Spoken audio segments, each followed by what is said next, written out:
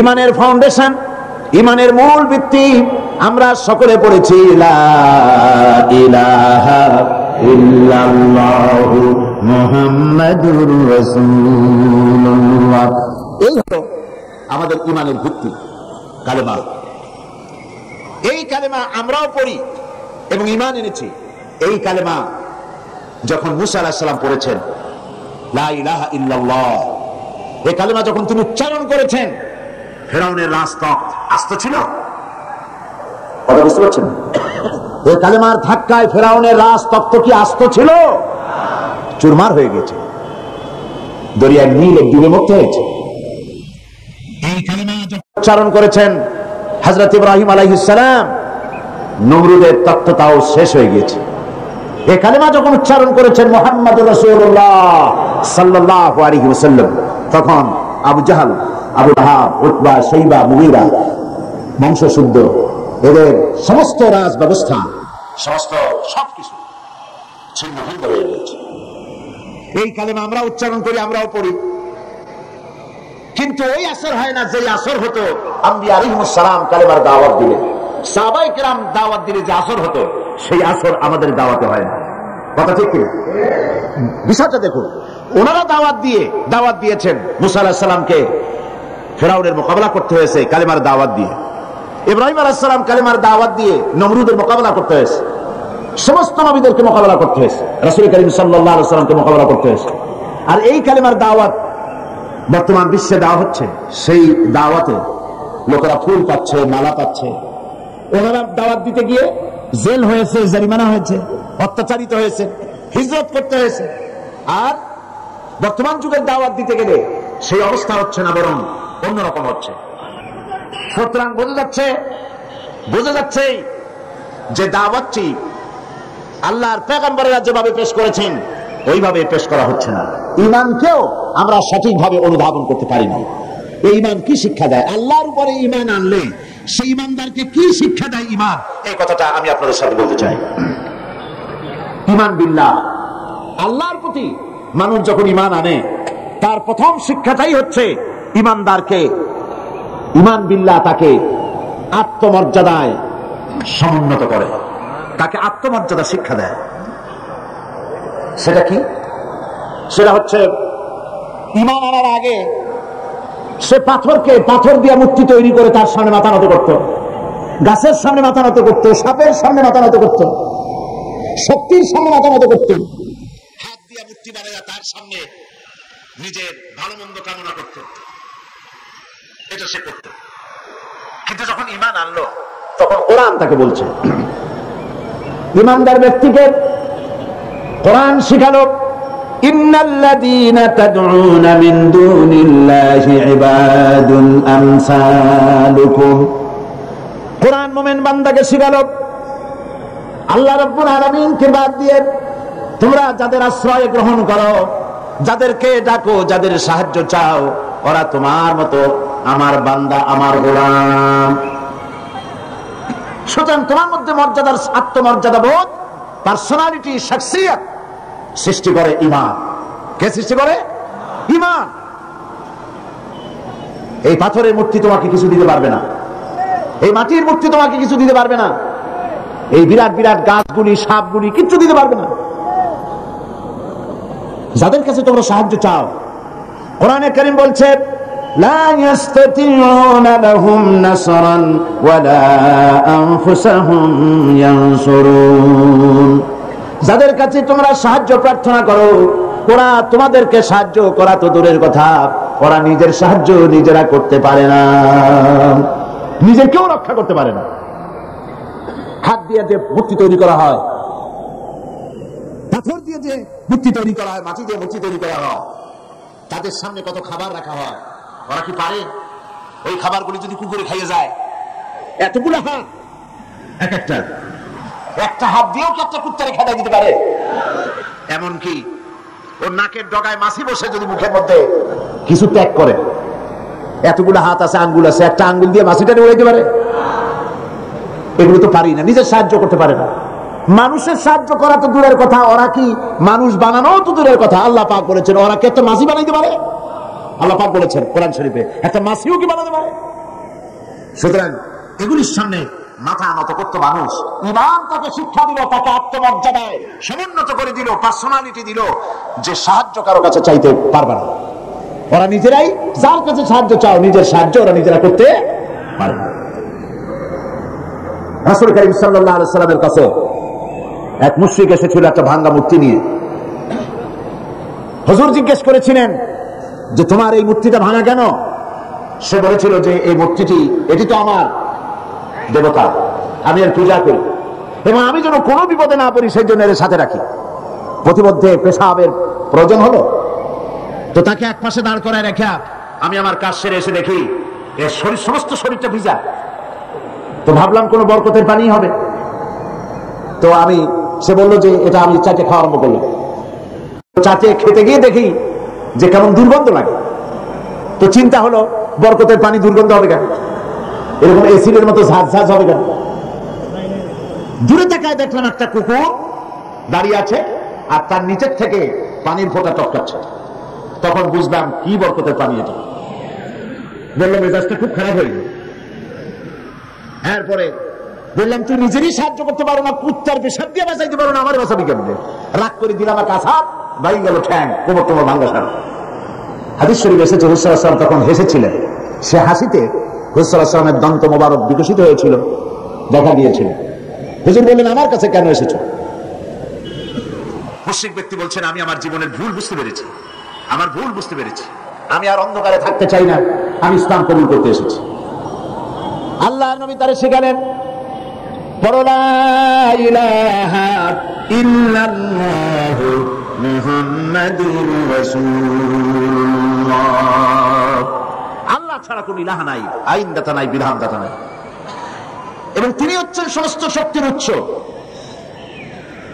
আজকে শক্তির উৎস বলা হয় জনগণকে।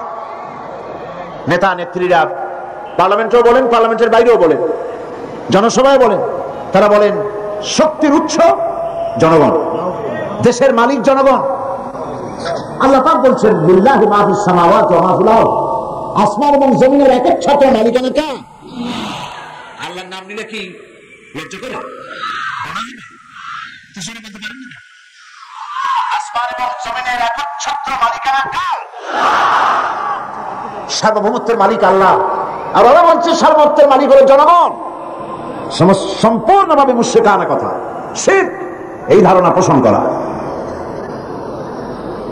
দেশের মালিক জনগণ নয়, এটা মিথ্যে কথা, বাজে কথা, এবং জনগণ কখনো ক্ষমতার উৎস হতে পারে না। আল্লাহ পাকের কোরআন শরীফের সাথে সম্পূর্ণ বিপরীত কথা। আল্লাহ পাক কি বলছেন? আল্লাহ রাব্বুল আলামিন বলছেন আন্নাল কুওয়াতা লিল্লাহি জামিআ, সমস্ত ক্ষমতা একচ্ছত্র মালিক, ক্ষমতার উৎস কে? আল্লাহ সুবহানাহু ওয়া তাআলা, তিনি হচ্ছেন ক্ষমতার মালিক। আল্লাহ পাক আরো বলেন ওয়া মা লাকুম মিন দুনিল্লাহি মিন ওয়ালিয়্যিন ওয়া লা নাসীর, তোমাদের জন্য আল্লাহ ছাড়া কোনো সাহায্যকারী নাই, এবং তিনি একমাত্র, তিনি ছাড়া তোমাদের কোনো পৃষ্ঠপোষক নাই, সাহায্যকারীও কেউ নাই, পৃষ্ঠপোষকও কেউ নাই। কত রাষ্ট্র শাসক গোমরাহ বেদাতপন্থী ফকিরদের কাছে গিয়ে মুড়ি ধরল, ক্ষমতা যখন চলে গেল সে বেদাতপন্থী ফকির তারা বাঁচাইতে পারল না। আমি নাম নিলাম না। আমাদের দেশেও এবং আমাদের দেশের বাইরেও, পার্শ্ববর্তী দেশেও মুসলমান রাষ্ট্র শাসক বেদাতি ফকির, বেসারা ফকির এদের কাছে গিয়েছে, মুড়ি হয়েছে এবং মনে করেছে উনি আমার বাঁচাইবে, ক্ষমতা টিকায় রাখবে। ক্ষমতা যখন চলে গেল ফকিররা তার দিকে তাকায় থাকলো, নিজে ফকির ওরে দেবে কি?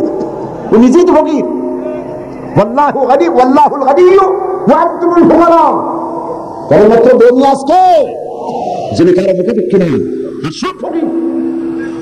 সুতরাং তোমাদের কোনো পৃষ্ঠপোষক নাই, আল্লাহ ছাড়া কোনো বন্ধু নাই, অলি নাই, মনিব নাই, কেউ নাই সাহায্যকারী। কে ছাড়া? এবার দেখুন আল্লাহ রাব্বুল আলামিন তার হাবিবকে লক্ষ্য করে বলছেন وَإِنْ يَمْسَسْكَ اللَّهُ بِضُرٍّ فَلَا كَاشِفَ لَهُ إِلَّا هُوَ وَإِنْ يُرِدْكَ بِخَيْرٍ فَلَا رَادَّ لِفَضْلِهِ আল্লাহ পাক বলছেন, আল্লাহ যদি তোমার কোনো অকল্যাণ করতে চান, তোমাকে যদি কোনো বিপদে ফেলতে চান, তাহলে সেই বিপদ থেকে তোমাকে কেউ রক্ষা করতে পারবে না। আর আল্লাহ যদি তোমাকে কোনো ফজল করম করতে চান, অনুগ্রহ করতে চান, সেই অনুগ্রহ প্রত্যাহার করার ক্ষমতা কারো নাই। সুবহানাল্লাহ। এ কথা কাকে বলা হচ্ছে? আল্লাহ পাক বলছেন তার রাসূলকে, আল্লাহ যদি আপনার কোনো অকল্যাণ করেন, আল্লাহ যদি আপনার কোনো বিপদ দেন, সেই বিপদ থেকে আপনাকে কেউ রক্ষা করতে পারবে না। সুবহানাল্লাহ বলবেন না? আর আল্লাহ পাক যদি আপনাকে কোনো কল্যাণ দিতে চান, সেই কল্যাণ থেকে আপনাকে কেউ ফিরাইতে পারবে না। এই বিশ্বাস মনের মধ্যে রাখুন। এটাই হচ্ছে ঈমান। ঈমান বিল্লাহ, আল্লাহর প্রতি ঈমান। এই শিক্ষা আমাদেরকে দেয়। আমাদের কপাল পুড়ছে কেন? কপাল পড়েছে তো এই কারণে, আল্লাহকে ছেড়ে দিয়ে মানুষ মাজারে গিয়ে সেজদা দিয়েছে, কবরে গিয়ে সেজদা দিয়েছে, বেশারা ফকিরদের কাছে গিয়েছে। তাসাউফ একটি মহান বিষয়, একটি পবিত্র বিষয়। এই বিষয়টাকে ব্যবসায় পরিণত করা হয়েছে এবং তাওহীদের কনসেপশন ক্লিয়ার না থাকার কারণে শিরক এবং বিদআত চরমভাবে বেড়েছে। মানুষ এগুলির কাছে গিয়ে সাহায্য কামনা করেছে, যার ফলে আল্লাহ পাক নারাজ হয়েছে।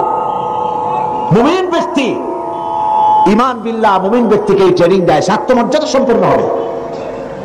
সে কখনোই কারো কাছে হাত পাতবে না, তার মর্যাদা এত বাড়বে। সে রিস্কের ব্যাপারে, মানুষ তো রুজিটা একটু বেশি, রুজি না হইলে বাঁচবে কি করে, রিস্কের জন্যই সে সংগ্রাম করে। হক কথা বলতে গলা আটকে আসে।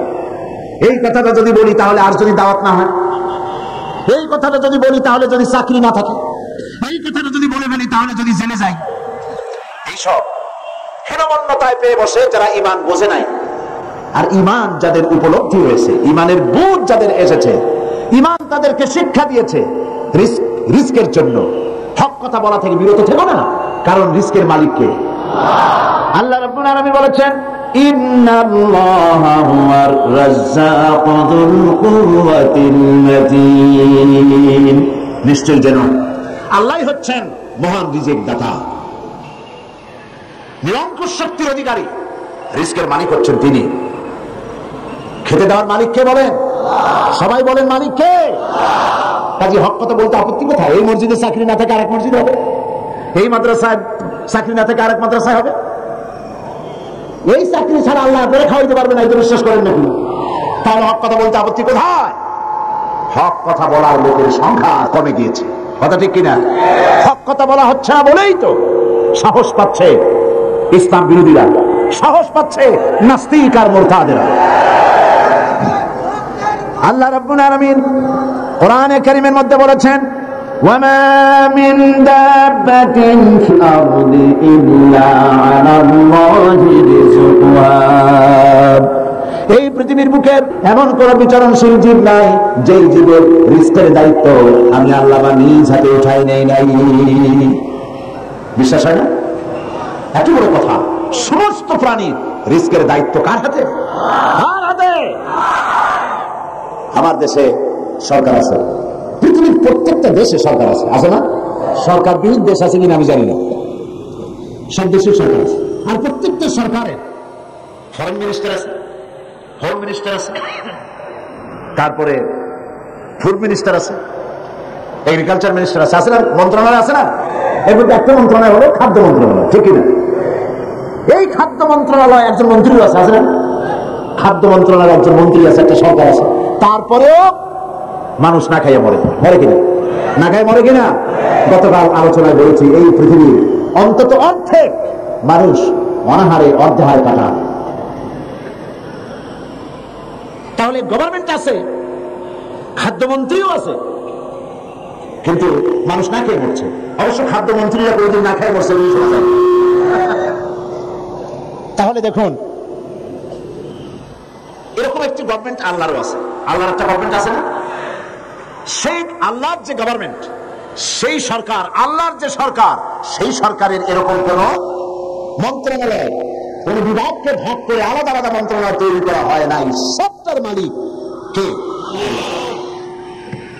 এখন আপনারা একটা কথার জবাব দেন, এই পৃথিবীতে মানুষ বেশি না ছাগল, গরু, পাখি, পোকা, মাকড়, স্থল স্থল প্রাণী, জলচর প্রাণী, স্থলচর প্রাণী, উভচর প্রাণী, এই প্রাণীগুলি বেশি না মানুষ বেশি? কারা বেশি? কারা বেশি? প্রাণী জগৎ বেশি। তাহলে আমাদের সরকারগুলি, পৃথিবীর সরকারগুলি প্রত্যেকটা আলাদা আলাদা সরকার, এবং তাদের দেশের উৎপাদন আছে, এক্সপোর্ট ইম্পোর্ট বিভিন্ন রকমের ব্যবসা বাণিজ্য আছে। তো সবকিছু থাকা সত্ত্বেও মানুষ না খেয়ে মরে। আর আল্লাহর যে সরকার, সেই সরকারটার দিকে তাকিয়ে দেখুন তো, এই অসংখ্য পাখি আকাশে ওড়ে। গত বছর 50,000 পাখি সাইবেরিয়ায় না খেয়ে মারা গেছে, এরকম কোন রিপোর্ট পাওয়া গেছে? অন্তত 40,000 লোকটাফিস না খেয়ে মরে ভাসে উঠছে চট্টগ্রামের কর্ণভূমিতে। এরকম কোন আপনার কোন নমুনা পেয়েছেন? আপনার সুন্দরবনের ভেতরে হাজার হাজার বাঘ আর হরিণ ক্ষুধার জ্বালায় না খেয়ে মারা গেছে, এরকম কোন রিপোর্ট পাওয়া গেছে? পাওয়া যায় না। কারণ এই গভর্নমেন্ট কে চালায়? সকলকে খেতে দেয়, সকলকে খেতে দেয়। আল্লাহ রাব্বুল আলামিন বলছেন, وَكَأَيٍّ مِّن دَابَّةٍ لَّا تَحْمِلُ رِزْقَهَا اللَّهُ يَرْزُقُهَا وَإِيَّاكُمْ। কোন জীবই নিজের সঙ্গে খাদ্য সংগ্রহ করে নিয়ে আসে নাই। সমস্ত জীবের খাদ্য আমি সরবরাহ করি, তোমাদেরকেও আমি খাদ্য সরবরাহ করি। খেতে দেওয়ার মালিক কে? এই জমিন থেকে আল্লাহ পাক খাদ্য দিচ্ছেন, আকাশ থেকে খাদ্য দিচ্ছেন। আমাদের রিস্ক এই জমিনে নয়, আমাদের রিস্ক কোথায়? আসমানে। আসমান থেকে আল্লাহ পাক রিস্কের ব্যবস্থা করে থাকে। সুতরাং ঈমান প্রথম যে শিক্ষাটা দিল, ঈমান বিল্লাহ প্রথম যে শিক্ষাটা দিল, সেই শিক্ষাটা হলো এই যে আমি আমার মাথা নত করতে পারবো না, আমার আত্মমর্যাদা সৃষ্টি হলো পারে যে আমি পৃথিবীর কোন মন্ত্রীর গোলাম নই, কোন প্রেসিডেন্টের গোলাম নই, কোন পীর বুজুর্গের গোলাম নই, কোন মানুষের গোলাম নই। আমি গোলাম কেবলমাত্র কার? জোরে বলুন, সে আল্লাহ পাকের গোলাম, যার হাতের মুঠায় সমস্ত প্রাণীর জীবন। তিনি আমাকে খেতে দেন, তিনি আমাকে পড়তে দেন, তিনি আমাকে সাহায্য করেন, তিনি আমাকে বিপদ থেকে বাঁচান। ঈমান। 2 নম্বরে ঈমান বিল্লাহ মানুষকে যে শিক্ষা দেয়, সে শিক্ষাটা হচ্ছে মুমিনকে নিরহংকার বানায়। সুবহানাল্লাহ। মুমিন ব্যক্তির ভিতরে কোনো অহংকার জায়গা পাবে না। সে বিনয় হবে, বিনম্র হবে, নিরহংকার হবে। কারণ হচ্ছে আল্লাহ পাক তাকে বলেছেন, ওয়া হুয়াল কাহিরু ফাওকা ইবাদি। আল্লাহর কর্তৃত্ব থেকে বেরিয়ে আসার ক্ষমতা কোনো মানুষের নাই। আল্লাহ পাক বলেছেন, ইয়া মা'শারাল জিন্নি ওয়াল ইনস, হে পৃথিবীর মানুষেরা আর জিনেরা, ইন ইসতাতা'তুম আন তানফুযু মিন আকতারিস সামাওয়াতি ওয়াল আরদ, যদি সম্ভব করতে পারো আমার আকাশের নিচের থেকে, আমার জমিনের উপর থেকে বেরিয়ে যাও। আল্লাহ পাক বলেন, ফানফুযু লা তানফুযুনা ইল্লা বিসুলতান, কখনোই সম্ভব হবে না আমার আকাশের নিচ থেকে, আমার জমিনের থেকে বেরিয়ে যাওয়া। সুতরাং আমার কর্তৃত্ব থেকে বেরিয়ে যাওয়ার কোনো উপায় নাই, আমার কর্তৃত্বের মধ্যেই থাকতে হবে। সেই জন্য কোন অহংকার মুমিন বান্দার মধ্যে হতে পারে না। কিসের অহংকার করবেন? স্বাস্থ্যের অহংকার করবেন। কতটা স্বাস্থ্যের মালিক হয়েছেন? আল্লাহ পাক যদি ইচ্ছে করেন তাহলে ডায়রিয়া দিয়ে দিন, এমন ডায়রিয়া হবে। ডায়রিয়া কি খুব শক্ত না পাতলা? ডায়রিয়া পাতলা, যত বেশি পাতলা হয় কয় স্ট্রং ডায়রিয়া। এই পাতলা জিনিস কেমনে স্ট্রং হয় আল্লাহ জানে। এমন স্ট্রং ডায়রিয়া হলো শরীরমধ্যে কোথায় খুঁজেও পাওয়া যায় না। স্বাস্থ্যের মালিক। সুতরাং স্বাস্থ্যের বড়াই করবেন না, বিদ্যার বড়াই করবেন। কত বড় বিদ্যা অর্জন করেছেন, টাকার বড়াই করবেন। কত টাকার মালিক হয়েছে। আল্লাহ পাক যদি ব্রেনের মধ্যে টিউমার দিয়ে দেন, ব্লাডের মধ্যে ক্যান্সার দিয়ে দেন, আল্লাহ পাক যদি হার্টের মধ্যে মারাত্মক কোনো রোগ দিয়ে দেন, সারা পৃথিবী বিক্রি করবেন, এই সময় পয়সা হবে না। আপনি তো জানেন না কত বড় নিয়ামত ভোগ করছেন। প্রতি মুহূর্তে শ্বাস ফেলছেন, শ্বাস গ্রহণ করছেন, নিঃশ্বাস ফেলছেন, শ্বাস গ্রহণ করছেন। এটা কি নিয়ামত নয়? বলেন, এটা কি নিয়ামত নয়? এই নিয়ামতটা আপনি বুঝেন না। এই নিয়ামতটা বোঝার জন্য যার শ্বাসকষ্ট আছে, শ্বাসকষ্টের রোগী আছে না, বুঝেন তো? শ্বাসকষ্টের রোগীর কাছে গিয়ে জিজ্ঞেস করেন, সে বলতে পারবে একটা শ্বাসের দাম কত। সুবহানাল্লাহ বলবেন না? সুতরাং আল্লাহ পাকের এই নিয়ামত, অর্থের নিয়ামত দিয়েছেন আল্লাহ পাক। অর্থের বড়াই করো না, স্বাস্থ্যের বড়াই করো না, বিদ্যার বড়াই করো না, ক্ষমতার বড়াই করো না। এই ক্ষমতা দেওয়ার মালিক আল্লাহ, আর সিনায় নেওয়ার মালিকও আল্লাহ পাক। মানুষ বোঝে না, মানুষ বোঝে না, ক্ষমতায় পাগল হয়ে বসে এবং সিংহাসনের চতুর্দিকে স্ক্রু নাট দিয়ে টাইট দিতে থাকে, যাতে কখনো এই চেয়ার ছাড়া না লাগে। চেয়ারের হাতল দুই হাত দিয়ে ধরিয়া, দুই পাও দিয়ে পায়ের সাথে ব্যাট দিয়ে পেঁচাইয়া মজবুত হয়ে বসে থাকে, নড়বই না। কিন্তু থাকতে তো পারবে না। কি বলেন? পন্ডিত জওয়াহরলাল নেহরু পাগলা গারদ দেখতে গিয়েছিলেন। পাগলেরা দেখিয়া জামা কাপড় কেতাদুরস্ত সুপুরুষ, তাকে দেখে জিজ্ঞেস করছেন, তুমি কে? তিনি বললেন, আমি ভারতের প্রধানমন্ত্রী, আমার নাম পন্ডিত জওয়াহরলাল নেহরু। পাগলেরা বলছে, আমরাও যখন এখানে আসছিলাম এই তোমার মতো এরকমের লম্বা লম্বা কথা আমরাও বলতাম, থাকো কিছুদিন আমাদের সাথে, তোমার গরম মাথাও ঠান্ডা হয়ে যাবে।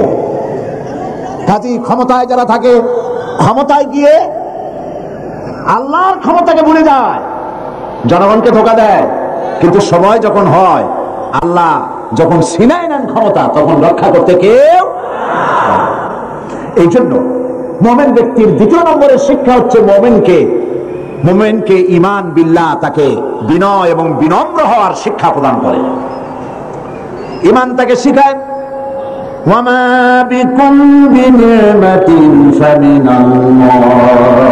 আল্লাহ পাক বলেন, যে নিয়ামতই তোমরা লাভ করেছো আল্লাহ পাকের পক্ষ থেকে, আল্লাহর নিকট থেকেই তা এসেছে। সুতরাং অহংকার করো না, আল্লাহ পাক নিষেধ করেছেন। কোরআনে কারীম বলছে, ওয়ালা তামশি ফিল আরদি মারহান ইন্নাকা লান তাখরিকাল আরদা ওয়া লান তাবলুগাল জিবালা তুলা।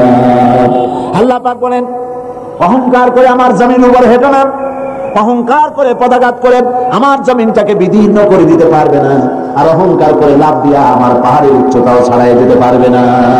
পারবে? অহংকারের ঠেলায় সালামও দিতে চায় না। আসলে এরকম মানুষ সালামও দিতে চায় না। তুমি যে অহংকার করো, তুমি কি পারবে তোমার পাও দিয়া লাথি মেরে জমিনটারে ভাড়াই দিতে? তুমি কি পারবে লাভ দিয়ে পাহাড়ের উচ্চতা ছাড়াই যেতে? তাহলে কেন অহংকার করো? বরং মুমিন বান্দার খাসলত হচ্ছে এই, কোরআন বলছে, وعباد الرحمن الذين يمشون على الأرض هونا। দয়াময় আল্লাহর বিশিষ্ট বান্দা যারা, তারা দুনিয়ার বুকে বিনয়ের সাথে তারা চলাফেরা করে, অহংকারের সাথে তারা চলাফেরা করে না। এটা হলো ঈমানের শিক্ষা। এই শিক্ষাকে আমরা গ্রহণ করবো। আল্লাহ যেন কবুল করেন। আমরা কেউ যেন অহংকার না করি, কখনো না, কখনো যেন অহংকার আমাদের মধ্যে জায়গা না পায়। কি অহংকার? আত্মম্ভরিতা, কবিরা গুনাহ। এর থেকে আল্লাহ পাক আমাদেরকে রক্ষা করুন বলে আমিন। হাদিসে কুদসিতে এসেছে, আল্লাহ পাক বলেছেন, অহংকার, কিবর, এটা হচ্ছে আমার চাদর। যে ব্যক্তি কিবর করে, অহংকার করে, সেজন্য আমার চাদর নিয়ে টানাটানি করে। নাউযুবিল্লাহ। কত বড় গোস্তাখ, বেয়াদব! আল্লাহ চাদর নিয়ে টানাটানি করে। নাউযুবিল্লাহ। এটা হচ্ছে 2 নম্বরের শিক্ষা। ঈমান এই শিক্ষা প্রদান করে একজন মুমিনকে। আল্লাহর প্রতি যে ঈমান আনে, তার প্রথম শিক্ষা, সে আত্মমর্যাদা সম্পন্ন ব্যক্তিত্ব হবে, আল্লাহ ছাড়া কারো সামনে হাত পাতবে না। সুবহানাল্লাহ। 2 নম্বরে সে বিনয় হবে, বিনম্র হবে, নিরহংকার হবে। আর 3 নম্বরে আল্লাহর প্রতি ঈমান ঈমানদারকে নির্ভীক বানায়। সুবহানাল্লাহ। যে ব্যক্তি ঈমানদার হবে, সে নির্ভীক হবে, সে কাউকে ভয় পাবে না। মানুষ তো মৃত্যুকেই সবচাইতে ভয় পায়। কোনটাকে ভয় পাবে সে? কিন্তু মৃত্যুকে যতই ভয় পাই, আমরা কি এই মৃত্যুর হাত থেকে বাঁচতে পারবো? আল্লাহ রাব্বুল আলামিন বলেন, কুল ইন্নাল মাউতাল্লাযী তাফিরুনা মিনহু ফাইন্নাহু মুলাকীকুম। মরণ থেকে পালাও তুমি, মরণ তোমায় লইবে ঘিরে, যদিও সুদূর আকাশ পানে লুকাও সেথায় লাগিয়েছে। এ মহারোগের ঔষধ নাই, এ মহারোগের চিকিৎসক নাই, নাই সে ঔষধ জগতে, খুঁজিয়া কাতর হইলে কি হবে, পারিবে না তারে ফিরাতে। আকাশে গিয়ে যদি সিঁড়ি লাগায়, আকাশে গিয়েও যদি কেউ লুকায়, মৃত্যুর থেকে বাঁচার কোনো পথ নাই। মৃত্যু এক অবধারিত মহাসত্য, এ মৃত্যু হবে। সুতরাং এই ক্ষণস্থায়ী জীবনকে কেন সেই অনন্ত জীবনের জন্য উৎসর্গ করে দিবেন? অর্থাৎ মৌতকে ভয় পেয়ে, মৃত্যুর ভয় করে মানুষ হক কথা থেকে বিরত থাকবে না, হকের দাওয়াত দিতেই থাকবে। যেহেতু মৃত্যু তার নির্ধারিত সময় আসবেই। এই মৃত্যুর হাত থেকে যখন, এটি সবচাইতে বড় কথা বলি, রাসূল করিম সাল্লাল্লাহু আলাইহি ওয়াসাল্লামের চাইতে শ্রেষ্ঠ মানুষ আকাশের নিচে জমিনের উপরে হয়েছে কখনো? হবে কখনো? তার চাইতে শ্রেষ্ঠ আল্লাহর মাহবুব আর কি কেউ আছে? তারই যখন মৃত্যু হয়েছে, তিনি যখন ইন্তেকাল করেছেন, তাহলে কেউ কি বাঁচতে পারবে? এই মৃত্যুর হাত থেকে বাঁচার কোনো পথ নেই। সেই জন্য মুমিন বান্দাকে তার জীবন তৈরি করতে হবে ঈমানের উপরে। আল্লাহ রাব্বুল আলামিন বলেছেন, ইন্নাল্লাহা আশতারা মিনাল মুমিনিনা আনফুসাহুম ওয়া আমওয়ালাহুম বিআন্না লাহুমুল জান্নাহ। আল্লাহ পাক বলেন, আমি আমার মুমিনের জান এবং মালকে খরিদ করে নিয়েছি, বিনিময়ে আমার মুমিন বান্দাকে আমার জান্নাত দিয়ে দিয়েছি। তার জান আর মাল আমি কিনে নিয়েছি। এই জন্য মুমিন বান্দার এই চিন্তা থাকা দরকার যে আমার ভালো মন্দ সবকে করবে, বলেন তো সবাই, খাইরিহি ওয়া শাররিহি মিনাল্লাহি তাআলা। ভালো আর মন্দ কে কার তরফ থেকে আসে? আল্লাহর পক্ষ থেকে আসে। আপনারা বিশ্বাস করুন, কোন ব্যক্তি ফু দিয়ে আপনার জীবনকে, আপনাকে সৌভাগ্যবান বানায় দেবে, অথবা কেউ ফু দিয়ে আপনার জীবনকে হতভাগ্য বানায় দেবে, এই বিশ্বাস কখনো করবেন না। আপনার ভালো আমার ভালো, আমার মন্দ আপনার মন্দ, আমাদের সকলের ভালো মন্দের একমাত্র মালিক ইমানের কথা। ইমান বিল্লাহ মানুষকে এই শিক্ষা দেয়, ওয়ামা হুম বিদাররিনা বিহি মিন আহাদিন ইল্লা বিইذনিল্লাহ। এটা সুস্পষ্ট যে আল্লাহ রাব্বুল আলামিনের অনুমতি ব্যতি রেখে আপনার ক্ষতি সাধন করার ক্ষমতা পৃথিবীর কারো নাই। যেটা হবার সেটা হবেই। আল্লাহ আপনার জন্য যেটা নির্ধারণ করে রেখেছেন এটা হবেই। আল্লাহ নির্ধারিত কোন জিনিস থেকে বাঁচবার কোন উপায় মানুষের নেই। আর যখন মউত আসবে, ওয়ামা কানা লিনাফসিন আন তামুতা ইল্লা বিইذনিল্লাহি কিতাবান মুআজ্জালা। কোন প্রাণী আল্লাহর অনুমতি ছাড়া মরতে পারবে না, যেহেতু তার সুস্পষ্ট কিতাবের মধ্যে লেখা রয়েছে নির্ধারিত সময় ছাড়া কোন জায়গায়, কোন মাঠে, কোন জায়গায় মানুষের মৃত্যু হবে কেউ জানে না, নির্ধারিত কিতাবের মধ্যে তার উল্লেখ রয়েছে। সুতরাং ঈমান মানুষকে এই শিক্ষা প্রদান করে, আল্লাহর প্রতি ঈমান, যে মৃত্যুর ভয় করে হক থেকে ফিরে থাকতে পারবে না। ঈমান বিল্লাহ মানুষের মধ্যে আশার সৃষ্টি করে, ভরসার সৃষ্টি করে, সে কখনো হতাশ হয় না। আল্লাহ রাব্বুল আলামিন মানুষকে নিরাশ হতে নিষেধ করেছেন, লা তাকনাতু মির রাহমাতিল্লাহ। হতাশা এক ধরনের কুফরি, নিরাশ হওয়া কুফরি। এই জন্য আল্লাহ পাক নিরাশ হতে নিষেধ করেছেন। মুমিনের ভিতরে আল্লাহ পাক আশাবাদ সৃষ্টি করেন, এটা হলো ঈমানের দাবি। আল্লাহ পাক কোরআনে কারিমে বলেছেন, ওয়ামান ইয়াকুনুত মির রাহমাতি রাব্বিহি ইল্লা দাল্লুন। আল্লাহর রহমত থেকে কেবলমাত্র পথভ্রষ্ট লোকেরাই হতাশ হয়, নিরাশ হয়, আর কেউ নিরাশ হয় না। আল্লাহ পাকের রহমত থেকে নিরাশ হয় ঈমানের পরিপন্থী। এই জন্য ঈমানদার লোকেরা যখন রোগাক্রান্ত হয় তখন সে নিরাময়তার দিক থেকে ভেঙে পড়ে না, হতাশ হয় না, কারণ আল্লাহর প্রতি ঈমান তাকে বলে, আল্লাযী খালাকানি ফাহুয়া ইয়াহদিন। সৃষ্টি করেছেন আর তিনি আমাকে পথ প্রদর্শন করেছেন। ওয়াল্লাযী হুয়া ইউতঈমুনি ওয়া ইয়াসকিন। আর তিনি আমাকে আহার করান, তিনি আমাকে পান করান। ওয়া ইযা মারিদতু ফাহুয়া ইয়াশফিন। আর আমি যখন অসুস্থ হই তখন আমাকে রোগমুক্ত করে দেন আল্লাহ রাব্বুল আলামিন। অসুস্থ হলে আমাকে রোগমুক্ত কে করেন? আল্লাহ রাব্বুল আলামিন। হযরত আইয়ুব আলাইহিস সালাম 18 বছর পর্যন্ত রোগাক্রান্ত থাকলেন। আমাদের মধ্যে অনেক মানুষ রোগাক্রান্ত হয় না? আমাদের প্রত্যেকেরই রোগ ব্যাধি মাঝে মধ্যে হয় না, হয় না? অনেক মানুষ আছে অসুখ হলে বলে, এত নামাজ রোজা আমি করি, আর রোগ আমার ছাড়া কেউ চলে গেলে, এত ভালো কাজ করি, তারপরে আমার অসুখ হয়, আমার ছেলে মেলে পড়ে, এটা কেমন কথা? রোগ ব্যাধি এটাও আল্লাহর নিয়ামত, তন্দুরুস্তিও নিয়ামত, রোগ ব্যাধিও নিয়ামত। তবে আল্লাহর কাছে বলতে হবে, আল্লাহ রোগ ব্যাধির নিয়ামত তন্দুরুস্তির নিয়ামত দিয়ে বদলায় দাও, আমাকে তন্দুরুস্তি দান করে যাতে করে আমি ইবাদত করতে পারি।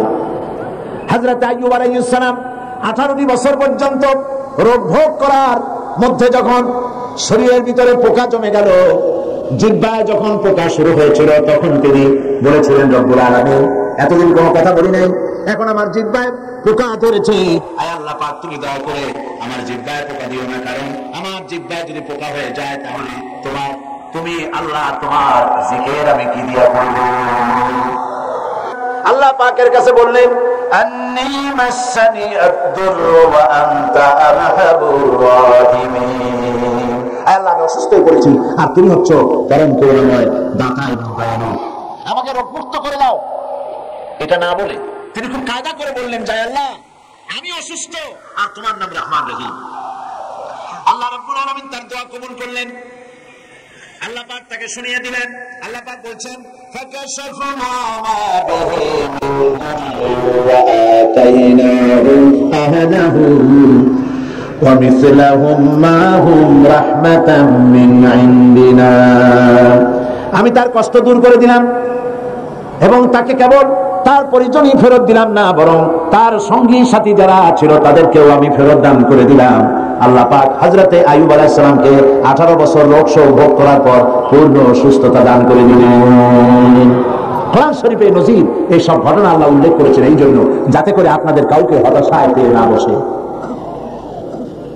হতাশ হওয়া এটা ঈমানের পরিপন্থী। এবার দেখুন, হযরত ইয়াকুব আলাইহিস সালাম প্রাণ প্রিয় সন্তান হযরত ইউসুফ আলাইহিস সালামকে তিনি হারিয়ে ফেলেছেন। হযরত ইউসুফকে হারায়া হযরত ইয়াকুব কিন্তু হতাশ হয়ে যান না, বরং তিনি বলেছেন, আল্লাহ হযরত ইয়াকুব আলাইহিস সালামের কথা কোরআন শরীফে কোট করে দিলেন, ফাসাবরুন জামিলুন আসাল্লাহু আইয়াতিয়ানি বিহিম জামিআ ইন্নাহু হুয়াল আলিমুল হাকীম। ধৈর্য ধারণ করাই উত্তম। ফাসাবরুন জামিল, উত্তম ধৈর্য ধারণ করলাম, এটাই উত্তম। হয়তো শীঘ্রই আল্লাহ পাক আমাকে, আমার সন্তানকে আমার নিকট ফিরিয়ে দিবে, এই কথা তিনি হতাশ হন নাই, বরং আল্লাহর প্রতি তিনি আশাবাদ ব্যক্ত করেছেন। আর আল্লাহ পাক তার এই দোয়া কবুল করেছেন। হযরত ইউসুফ আলাইহিস সালামকে তার পিতার কাছে আল্লাহ ফিরিয়ে দিয়েছেন, দেন নাই? কি বলেন, দেন নাই আল্লাহ পাক? হযরত ইউনূস আলাইহিস সালাম মাছের পেটের মধ্যে চলে গেলেন, মাছ তাকে গিলে ফেলল। ইউনূস আলাইহিস সালামকে গিলে মাছ নদীর অতল তলদেশে চলে গেছে, বাঁচার কোনো পথ নাই। মাছের পেটের ভিতরে জানালা নাই, ছিদ্র নেই, বেরোতে পারে এমন কোনো জায়গা নাই। আল্লাহ পাক হযরত ইউনূসের এই ঘটনা বলতে গিয়ে কোরআনে কারীমের মধ্যে বলছেন, ওয়াযান্নুন ইয যাহাবা মুগাদিবান ফাযান্না আন লান নাকদিরা আলাইহি ফানাদা ফিল যুলুমাতি আন লা ইলাহা ইল্লা আনতা সুবহানাকা ইন্নী কুনতু মিনাজ জালিমিন। মাছের পেটের ভেতরে বসে হযরত ইউনূস আলাইহিস সালাম চিৎকার দিলেন, কি বললেন?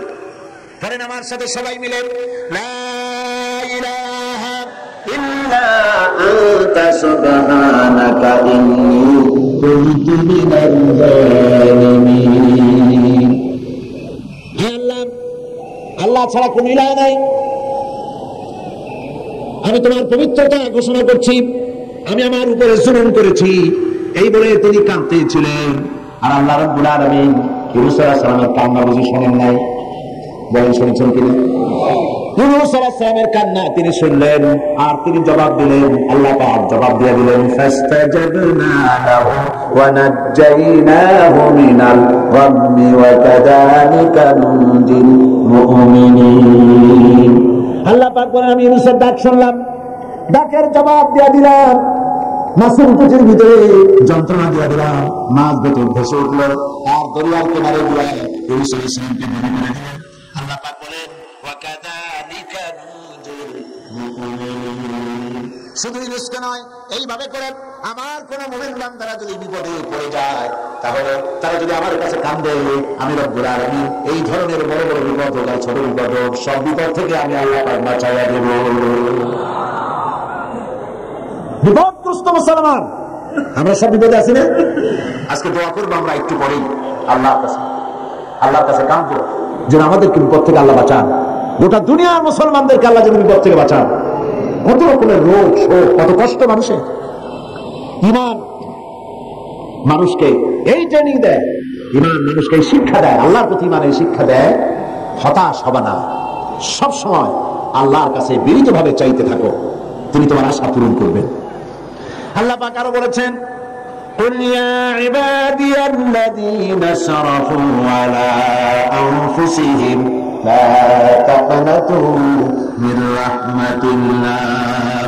আল্লাহ পাক বলেন, নবী আপনি বলে দেন, হে আমার ওই সব বান্দা যারা নিজেদের উপরে বাড়াবাড়ি করেছো, অর্থাৎ গুনাহ করেছো। আজকের মাহফিলে যত লোক এসেছেন এর মধ্যে যারা জিনাকার, যারা মদখোর, যারা জুয়ারি, যারা ঘুষখোর, যারা সুদখোর, যারা নামাজ ছেড়েছে, আল্লাহ রাব্বুল আলামিনের সঙ্গে মারাত্মক মারাত্মক গুনাহ যারা করেছে, এভাবে পৃথিবীতে যারা করেছে, আল্লাহ বলেন নবী আপনি দেখে বলে নিরাশ হয়ে যেও না, আল্লাহর রহমত থেকে নিরাশ হয়ে যেও না।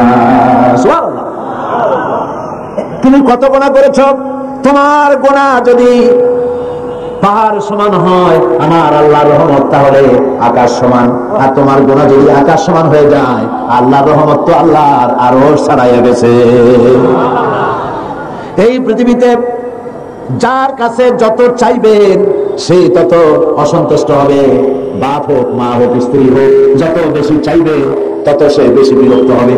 আর আল্লাহ হচ্ছেন এমন যার কাছে না চাইলে তিনি বিরক্ত হয়ে যান।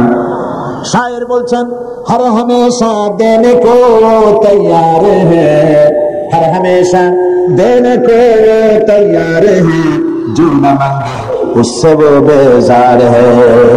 সব সময় দিতে প্রস্তুত আমার আল্লাহ, যে চায় না আল্লাহ তার উপরে নারাজ হয়ে যান। পৃথিবীতে কেউ দেখে বলে না আয় তোরে মাফ করে দিই, কে বলে? কিন্তু আল্লাহ রাব্বুল আলামিন হচ্ছেন এমন, তিনি ডাকেন আর বলেন চুরি করেছিস ফিরে আয়, ডাকাতি করেছিস ফিরে আয়, জিনা করেছিস ফিরে আয়, গুনাহ করেছিস ফিরে আয়, কুফরি করেছিস ফিরে আয়, বান্দারে সেজদা দে, চোখের পানি ফেলে দে, মাপ চা, মাফ করে দেব।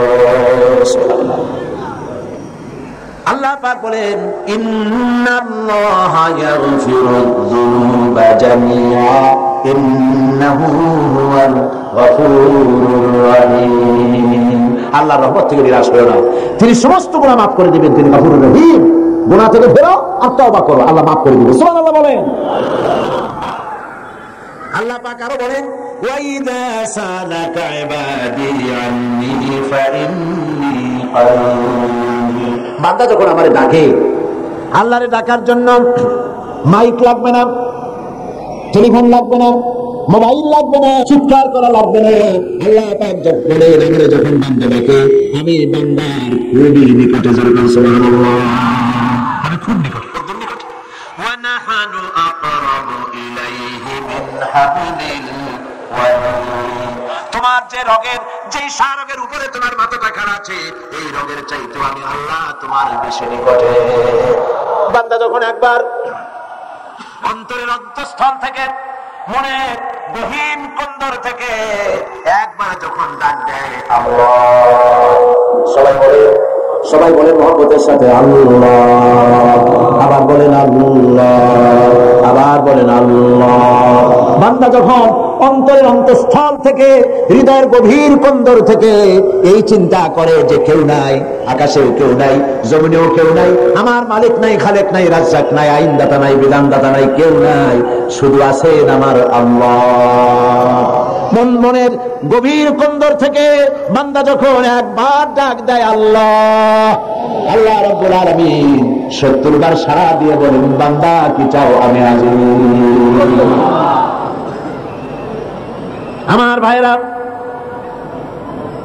মানুষ যখন গুনাহ করে, আল্লাহ পাক গুনাহগারদের জন্য বলেছেন ওয়া মান ইয়ামাল সুআন আও ইয়াজলিম নাফসাহু সুম্মা ইস্তাগফিরিল্লাহ ইয়াজিদিল্লাহ গফুরার রাহিমা।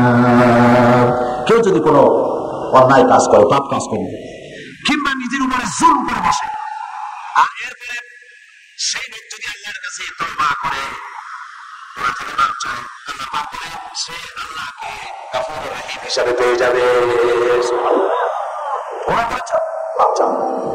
ক্ষমা চাও, আল্লাহ আর গুনাহ করবো না, মাফ করে দাও। আল্লাহ বলে মাফ করে দিব। সুবহানাল্লাহ। আল্লাহর কারবারটাই ভিন্ন রকম। কি রকম?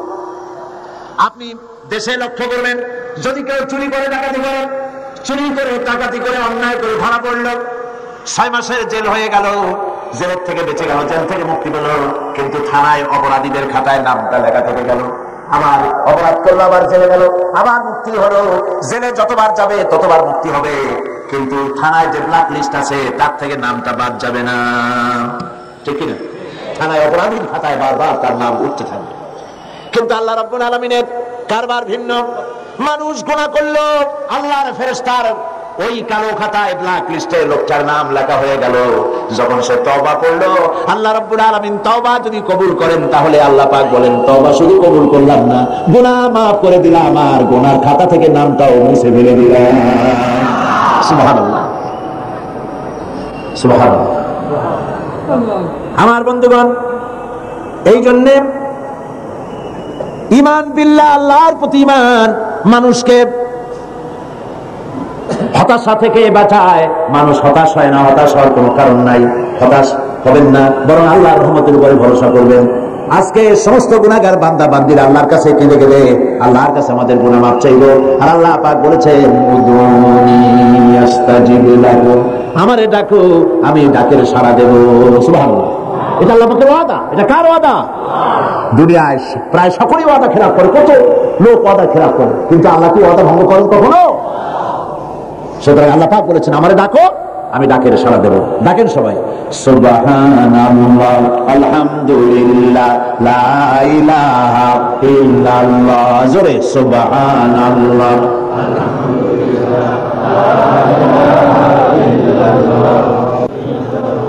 সুবহানাল্লাহ, আলহামদুলিল্লাহ, লা ইলাহা ইল্লাল্লাহ, সুবহানাল্লাহ, আলহামদুলিল্লাহ, লা ইলাহা ইল্লাল্লাহ, মুহাম্মাদুর রাসূলুল্লাহ। ঈমান বিল্লাহ মানুষকে এতগুলি শিক্ষা দেয়। 5 নম্বরে 4টি শিক্ষা বলেছি, মোট 6টি শিক্ষা বলবো ইনশাআল্লাহ। বলি ইনশাআল্লাহ। 5ম নম্বরে ঈমান বিল্লাহ মানুষকে যে শিক্ষাটা দেয় সেটা হলো কঠোর কঠিন বিপদে অবিচল থাকতে সাহায্য করে। সুবহানাল্লাহ। বিপদে সে ঘাবড়ে যায় না। আল্লাহর উপরে মানুষের ঈমান বিপদে ধৈর্য ধরার মতো শক্তি দান করে। যেহেতু শত্রুতা, বিপদ আপদ, ক্ষয় ক্ষতি ইত্যাদি আসবে, আর যারা দ্বীনের কাজ করে, আল্লাহর দ্বীনের দায়ী যারা, তাদের বিপদ তারও বেশি যারা দ্বীনের কাজ করে। আল্লামা ইকবাল বলেছেন, সাথে জাকা রাহা হ্যায় আজল সে তা ইমরোজ, সাথে জাকা রাহা হ্যায় আজল সে তা ইমরোজ, চরাগে মুস্তফা সে শরারে বুলাবিস।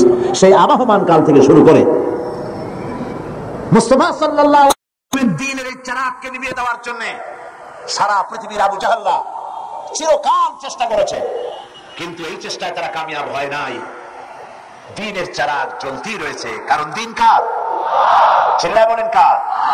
আল্লাহ পাক বলছেন, ইউরিদুনা লিইউতফিউ নূরাল্লাহি বিআফওয়াহিহিম ওয়াল্লাহু মুতিম্মু নূরিহি ওয়ালাউ কারিহাল কাফিরুন। তারা চায় মুখের ফু দিয়া আমার আলোকে নির্বাপিত করবে। আল্লাহ পাক বলেন, আমি আমার নূরকে, আমার দ্বীনকে পূর্ণতা দান করব, তাতে কাফির বেঈমানদের মনের মধ্যে যত জ্বালা যন্ত্রণা হোক না কেন, ওরা যত জ্বলুক আর পুরুক, দ্বীন প্রতিষ্ঠা আমি করবো ইনশাআল্লাহ। আল্লাহ পাক করবেন। দ্বীন প্রতিষ্ঠা কে করবেন? দ্বীনের পূর্ণতা কে দান করবেন? আল্লাহ পাক করবেন।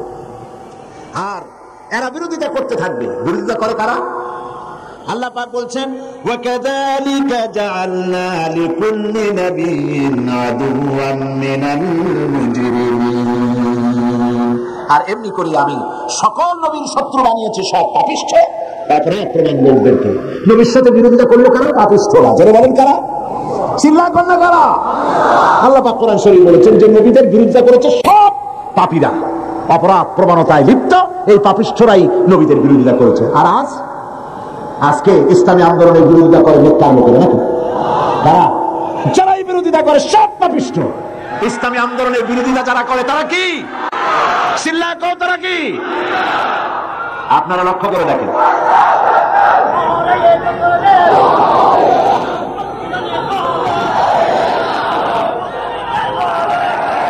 ইসলামী আন্দোলনের বিরোধিতা কারা করছে?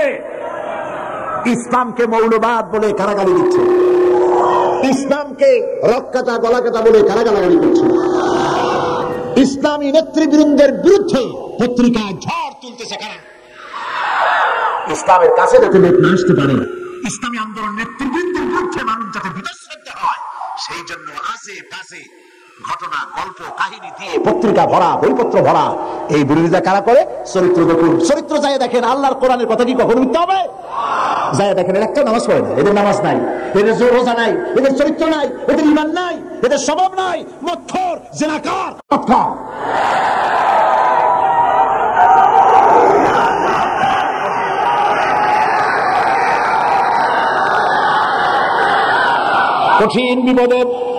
কঠিন বিপদে আর কঠিন মুসিবতে ধৈর্য ধারণ করা দৃষ্টান্ত নবীগণ আমাদেরকে দেখায় গেছেন।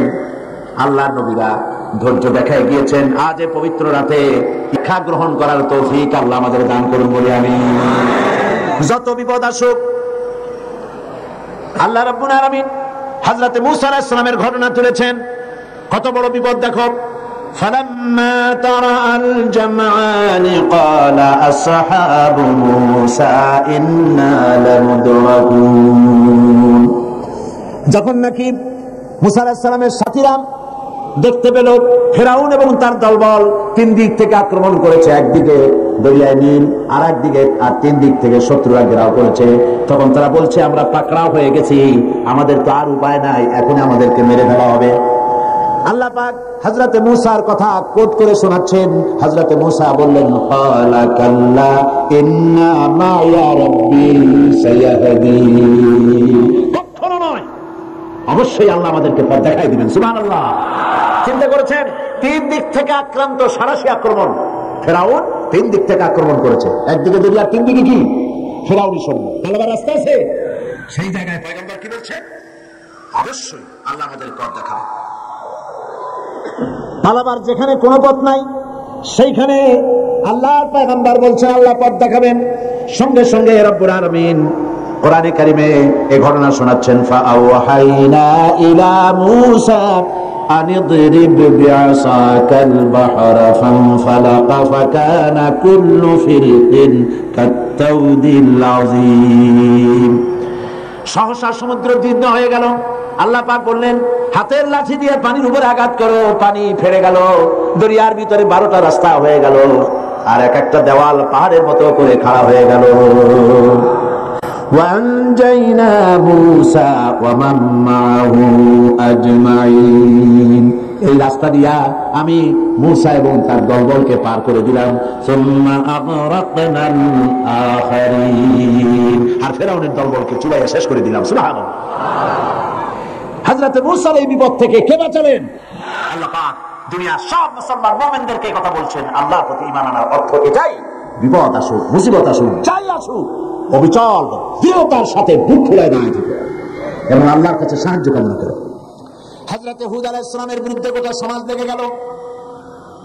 হযরত হুদ গোটা রাষ্ট্রকে বললেন, ফাকিদুনি জামিআ সুম্মা লা তুনজিরুন। তোমরা সকল রকমের চক্রান্ত করো, আমার বিরুদ্ধে ষড়যন্ত্র করো, আর আমাকে এতটুকু অবকাশ দিও না। ইন্নী তাওয়াক্কালতু আলাল্লাহি রাব্বী ওয়া রাব্বিকুম। আমি ভরসা করেছি সেই আল্লাহর উপরে, যিনি তোমাদের রব আর আমার রব। অতএব তোমরা যত পারো আমার বিরুদ্ধে ষড়যন্ত্র চালাও, এই সাহসিকতা দেখিয়েছিলেন হযরত হুদ আলাইহিস সালাম। মুমিন বান্দাদেরকে এই সাহস থাকা দরকার, সমস্ত রকমের বাতিল, জাহিলি, তাগুতি, সমস্ত শক্তির অন্যায়ের বিরুদ্ধে দাঁড়াতে হবে। আর ঝড়ের মতো, টর্নেডোর মতো যত বিপদ আসুক, ইন্না কাইদা শাইতানি কানা দাঈফা, শয়তানের চক্রান্ত আসলে দুর্বল। শয়তানের চক্রান্ত আসলে কি? দুর্বল। কে বলতেছেন? আল্লাহ বলতেছেন দুর্বল। আপনি সবল মনে করবেন কেন? আপনারা কি সবল মনে করেন? সুতরাং আল্লাহ পাককে সবচাইতে শক্তিশালী মনে করতে হবে। এবার রাসূল কারীম সাল্লাল্লাহু আলাইহি ওয়াসাল্লাম এর অবস্থা দেখুন, এর শিক্ষা এটা। ভয় পেও না, সমস্ত বিপদের মোকাবেলা করতে হবে সাহসিকতার সাথে। একথা ঘোষণার সঙ্গে সঙ্গে আল্লাহ পাক বলেন, ফাআনজালাল্লাহু সাকিনাতাহু আলাইহি ওয়া আইয়াদাহু বিজুনুদিন লাম তারাওহা। আল্লাহ পাক তখন আল্লাহ তার মনে গভীর শান্তি, স্বস্তি এবং প্রশান্তি দান করে দিলেন। আর এমন সৈন্য পাঠালেন, যেই সৈন্য দিয়ে সাহায্য করলেন যাকে তোমরা দেখতে পাও নাই। এই সাহায্য করেছেন আল্লাহ পাক। এভাবে আল্লাহ পাক বিপদে আপদে মুসলমানদেরকে চিরকাল সাহায্য করেছেন। সেই সাহায্যের ঘটনা আমি এখানে আনতে চাই না। আমার মূল বক্তব্য ছিল যে আল্লাহ পাকের উপরে ঈমান আনলে পরে সেই ঈমান এই ট্রেনিং দেয়। সর্বশেষ ঈমান, আল্লাহর প্রতি ঈমান মানুষকে 6 নম্বরে যে উপকারটা করে, যে ট্রেনিংটা দেয়, সেটা হলো নৈতিক সংশোধন এবং কর্মের শৃঙ্খলার শিক্ষা দেয়। ঈমান বিল্লাহ, আল্লাহ পাকের প্রতি যারা ঈমান আনে, সেই ঈমান মানুষকে এমন ভাবে তৈরি করে দেয়, তার আখলাক ভালো হয়, তার চরিত্র ভালো হয়। এই কারণে আল্লাহ রাব্বুল আলামিন তাকে বলেছে, ইন্নাল্লাহা লা ইয়াখফা আলাইহি শাইউন ফিল আরদি ওয়ালা ফিস সামা। আল্লাহ পাক বলেন, নিঃসন্দেহে আসমান এবং জমিনের ভিতরে কোনো জিনিস আল্লাহর কাছে গোপনীয় নাই। এই কথা কি আমরা বিশ্বাস করি? না, করি না। বিশ্বাস করলে কি দুরবস্থা হয়? আল্লাহ রাব্বুল আলামিনের কাছে কোনো জিনিস গোপন নাই, এইটা বিশ্বাস করলে আমরা কোনো গুনাহের কাজে যাইতে পারতাম? আমরা গুনাহের কাজ মানুষ করতে পারতো না, ভয় পাইতো আল্লাহ পাক। আল্লাহ পাক সবকিছু দেখতে পান, শুনতে পান। আল্লাহ পাক বলছেন, মানুষের নৈতিক মান সৃষ্টি করার জন্য কোরআনে কারীমের মধ্যে আল্লাহ বলে রেখেছেন, মা ইয়ালফিযু মিন কাওলিন ইল্লা লাদাইহি রাকীবুন আতীদ। মানুষ এমন কোনো কথা বলে না যে কথাকে ফেরেশতারা রেকর্ড করে না রাখে। সব কথা রেকর্ড হয়ে যায়। আল্লাহ পাক বলছেন, মা ইয়াকুনু মিন নাজওয়া সালাসাতিন ইল্লা হুয়া রাবিউহুম। এমন 3 জন নেই যেখানে তোমরা পরামর্শ করো, ওইখানে চতুর্থ সত্তা রয়েছে যার নাম হচ্ছে আল্লাহ। যেখানে তোমরা 3 জন, সেখানে চতুর্থ কে? ওয়ালা খামসাতিন ইল্লা হুয়া সাদিসুহুম। যেখানে তোমরা 5 জন, সেখানে আল্লাহ হচ্ছেন ষষ্ঠ। ওয়ালা আদনা মিন যালিকা ওয়ালা আকসারা ইল্লা হুয়া মাহুম আইনামা কানু। এর থেকে সংখ্যায় যদি কম হও, এর থেকে সংখ্যায় যদি বেশি হও, বান্দারে তুমি আছো যেখানে, আল্লাহ রাব্বুল আলামিন আছেন সেখানে। এই বিশ্বাস যদি ভিতরে থাকে, মানুষের নৈতিকতার মান বেড়ে যায়, চরিত্র ভালো হয়। ঘুষ খাইতে পারে না। ঘুষ খাইতে পারে? ঘুষ খাওয়ার সময় মনে হবে আল্লাহ আমারে দেখতেছে। ঘুষের টাকা যখন নিবে, তখন তার মনের মধ্যে কি জায়গা দেবে? মনের মধ্যে কি উঠবে? আল্লাহ দেখতেছেন। কে দেখছেন? আল্লাহ দেখছেন। জেনা করতে যখন যাবে, তখন তাকে সে মনে করবে আল্লাহ আমাকে দেখছে। সুদের টাকা নিচ্ছে, মনে করবে আল্লাহ দেখছে। মদ খাইতেছে, কেউ দেখতেছে না, আল্লাহ দেখতেছে। কে দেখতেছে? এই বিশ্বাস মনের মধ্যে জানা দিলে তুমি আল্লাহ পাকের উপরে ঈমান কামেল হবে। আমার ভাইরা, আল্লাহ পাক সেজন্য বলেছেন, ইয়া আইয়ুহাল্লাযীনা আমানু হাল আদুল্লুকুম আলা তিজারাতিন তুনজিকুম মিন আযাবিন আলীম। হে বিশ্বাসীরা, আমি কি তোমাদের কেমন একটি ব্যবসার কথা বলবো না, যে ব্যবসায় তোমাদেরকে কঠিন জাহান্নামের শাস্তি থেকে বাঁচায় নেয়? অর্থাৎ অবশ্যই বলবো, সেই ব্যবসার পুঁজি হলো কয়টা? 3টা। 1 নম্বরে কি? আল্লাহর প্রতি ঈমান। 1 নম্বরে কি? সেই ঈমান। সত্যিকারের ঈমান আনলে পরে কি শিক্ষা দেয় ঈমান, সে কথাগুলি আমি এতক্ষণ আপনাদের সামনে বললাম। সুতরাং আজকে আর আমি কথা